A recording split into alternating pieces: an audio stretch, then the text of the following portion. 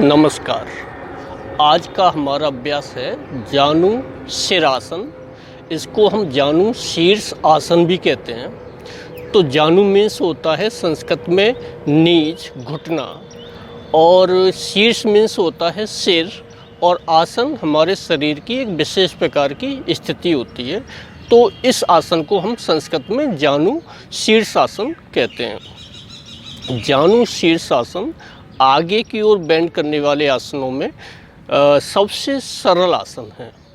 तो इसलिए जब भी हम कोई बैकवर्ड बेंडिंग आसन करते हैं तो उसके बाद काउंटर पोज के रूप में हमें आगे की ओर बेंड करने वाला आसन करना होता है। तो अगर आगे की ओर कोई भी आसन हम बेंड करते हैं, अगर आप बिगिनर्स हैं, आप आगे की ओर बेंड करने वाले ज़्यादा आसन नहीं कर पा रहे हैं, तो जानुश्री आसन एक सरल फॉरवर्ड बेंडिंग है। तो बैकवर्ड बेंडिंग के बाद आप जैसे कि चक्रासन, भुजंगासन, सर्पासन करने के बाद हम जानुश्री आसन को आगे की ओर बेंड करने के रूप में कर सकते हैं। अगर आप हमारे चैनल पर नए हैं तो एक बार हमारे चैनल को सब्सक्राइब ज़रूर करें।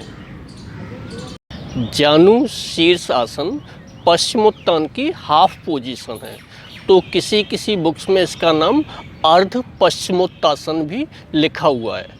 पश्चिमोत्तासन जब हम करते हैं तो उसमें हम दोनों पैरों से करते हैं, और जानु शीर्ष आसन को हम एक पैर से करते हैं। तो ये पश्चिमोत्तान से सरल अभ्यास है। तो पश्चिमोत्तान करने से पहले हमें जानु शिरासन का अभ्यास कर लेना चाहिए। तो हम जानु शिरासन को पश्चिमोत्तान की पूर्व स्थिति भी कहते हैं। तो अगर हम जानु शिरासन का अभ्यास पहले कर लेते हैं तो इससे आपका शरीर पश्चिमोत्तान करने के लिए पूर्ण रूप से तैयार हो जाता है। तो अब हम करेंगे जानु शिरासन का अभ्यास कि जानु शिरासन को हम स्टेप बाय स्टेप टेक्निक के साथ किस प्रकार करते हैं। तो इसमें सबसे पहले हम दोनों पैरों को सामने की ओर सीधा करके बैठ जाएंगे।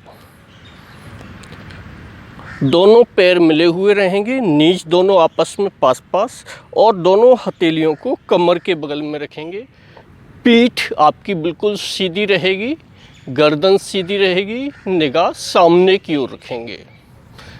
इसको हम दंडासन की पोजीशन भी कहते हैं। तो सबसे पहले हम कोई भी आसन करेंगे सिटिंग वाला तो इस पोजीशन में बैठेंगे।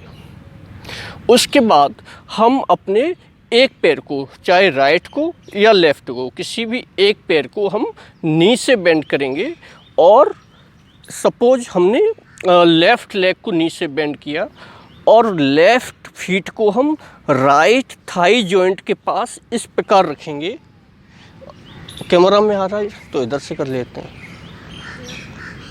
तो इस बार हम राइट लेग को राइट नी से बेंड करेंगे और लेफ़्ट थाई जॉइंट के पास इस प्रकार रखेंगे कि आपका right heel left thigh joint से लगा रहे पेरिनियम के पास, और राइट सोल है वो लेफ़्ट थाई से लगा रहे। इस तरीके से ये पैर आपका बिल्कुल सीधा रहेगा, नी ऊपर नहीं उठना चाहिए। अब इसमें हम दोनों हाथों को थाइस के ऊपर रखेंगे या फिर ऊपर की ओर भी लेके जा सकते हैं। इस प्रकार जब दोनों हाथों को हम ऊपर की ओर लेके जाएंगे तो तनी हुई अवस्था में सीधा रखेंगे ऊपर की ओर। श्वास लेंगे इस पोजीशन में हम जितना मैक्सिमम श्वास अंदर ले सकते हैं। अब श्वास को बाहर निकालते हुए कमर से हम बेंड करेंगे आगे की ओर। श्वास को बाहर छोड़ेंगे और धीरे धीरे जितना मैक्सिमम आगे की ओर बेंड कर सकते हैं बेंड करेंगे। दोनों हाथों से अंगूठे को, पैर के अंगूठे को, उंगलियों को इस प्रकार पकड़ेंगे कि आपकी दोनों एल्बो ग्राउंड से लगी रहे, इस तरीके से। और फोरहेड या फिर चिन को हम अपने घुटने से लगाएंगे। अगर आप घुटने से और आगे रख सकते हैं अपने नी, चिन को या फिर फोरहेड को, तो वो हम कोशिश करेंगे।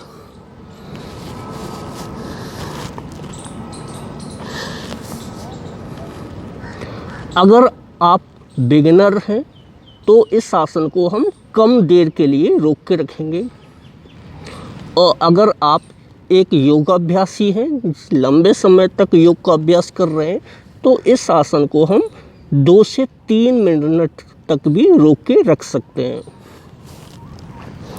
जो बिगिनर्स हैं वो इस आसन में कुछ देर के लिए रोकेंगे और अपनी श्वास को बाहर ही रोक के रखेंगे।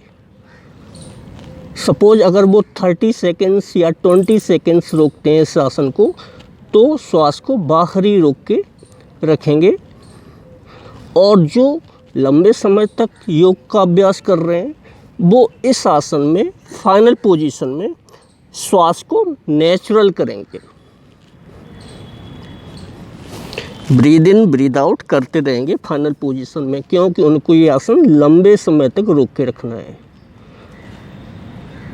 अब जब वापस आएंगे तो श्वास को अंदर लेते हुए ऊपर की ओर लेके जाएंगे हाथ और फिर रिलीज करेंगे। इसी तरीके से इसका अभ्यास हम दूसरे पैर से करेंगे। तो इसमें हम फिर लेफ़्ट पैर को लेफ़्ट नी से बेंड करके पैर को राइट थाई जॉइंट के पास इस प्रकार रखेंगे कि हील आपका राइट थाई जॉइंट से लगा रहेगा और लेफ़्ट पैर का जो सोल है वो आप सामने से दिखा दो, तो पैर जो है वो थाई से लगा रहेगा। इस प्रकार रखेंगे कि हील आपका यहाँ राइट थाई जॉइंट पेरिनियम के पास और जो सोल है वो राइट थाई से चिपका हुआ रहेगा इस पोजीशन में। फिर हम दोनों हाथों को ऊपर की ओर भी लेके जा सकते हैं और थाइस के पास। अभी हम लेके गए थे ऊपर, अब इस पैर से हम करेंगे थाइस के ऊपर रख के हाथ। तो इसमें यहाँ हम हाथ रखेंगे, श्वास लेंगे नॉर्मल अवस्था में अंदर और श्वास को बाहर छोड़ते हुए हाथों को बढ़ाएंगे आगे की ओर और कमर के निचले भाग से बेंड करेंगे। और हमारा उद्देश्य होता है इसमें दोनों हाथों से पंजों को और अंगूठे को पकड़ना है और फोरहेड या चिन को नी से लगाना है या नी से आगे रख सकते हैं, तो कोशिश करेंगे आगे रखने की। जो लोग पहली बार इस आसन को कर रहे हैं, शुरुआत कर रहे हैं योग की, वो इस आसन में 20 to 30 सेकेंड्स रोक के रखेंगे और श्वास को जो बाहर हमने निकाला है उसको अंदर नहीं लेना है, श्वास को बाहर ही छोड़ के रखेंगे। जो लोग काफ़ी समय पहले से योग का अभ्यास कर रहे हैं वो इस अवस्था में नेचुरल श्वास धीरे धीरे ब्रीद इन ब्रीद आउट करते रहेंगे और इस आसन को 2 से 3 मिनट तक रोक के रखेंगे। सुखपूर्वक जितनी देर तक रोक के रख सकते हैं।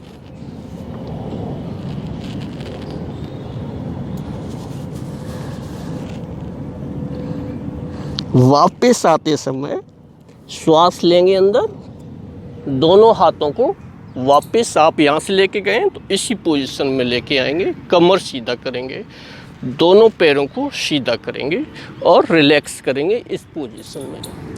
इसी तरीके से आपको दोनों पैरों से, जो लोग बिगिनर्स हैं उनको 5-5 बार करना है और जो लोग काफ़ी समय से योग का अभ्यास कर रहे हैं उनको दोनों पैरों से 3-3 बार इसका अभ्यास करना है। तो इस तरीके से हम जानु शिरासन या फिर जानु शीर्षासन का अभ्यास करते हैं। हमें हमेशा ध्यान रखना चाहिए, क्योंकि अगर आप शुरुआत कर रहे हैं इस आसन की तो हमें एक ही दिन में कंप्लीट पोजीशन लेने का अभ्यास नहीं करना है।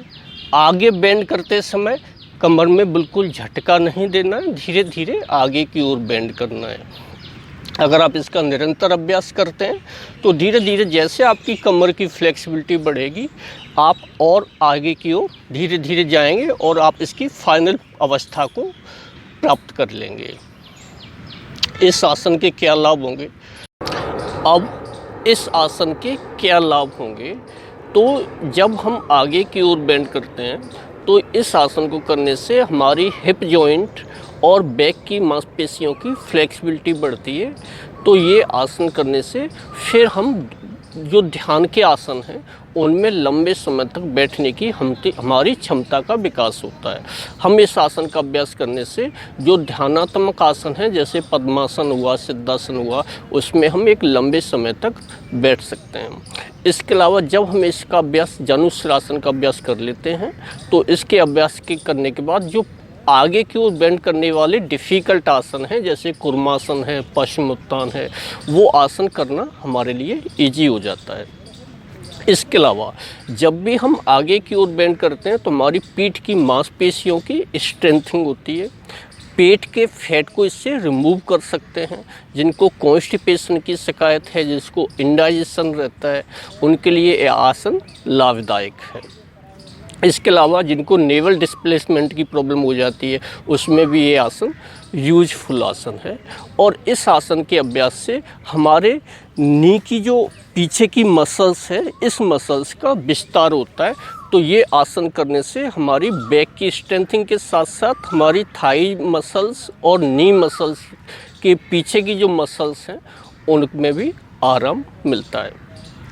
अब इसकी क्या सावधानियां होंगी, तो जिनको स्लिप डिस्क है, साइटिका है, अल्सर की प्रॉब्लम है या उनको सीवियर बैक पेन है, वो लोग इसका अभ्यास नहीं करेंगे या फिर डॉक्टर या अच्छे योगा टीचर की गाइडेंस में ही इसका अभ्यास करेंगे।